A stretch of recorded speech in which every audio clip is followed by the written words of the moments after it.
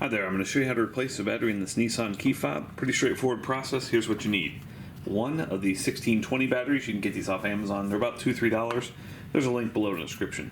You need a small Phillips head about this size, and you need a flathead about this size. So what you want to do first is on this back side, there's this little screw which I've already taken the liberty of removing to save us some time right here. Now take your flathead, place it right here.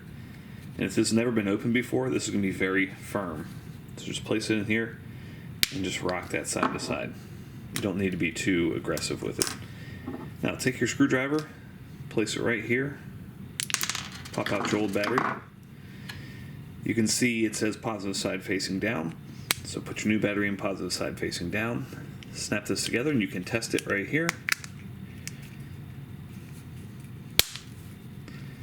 Make sure your red light's working and no need to reprogram. Put your screw back in and you're all set. Thanks so much for watching. Make sure you hit that thumbs up button.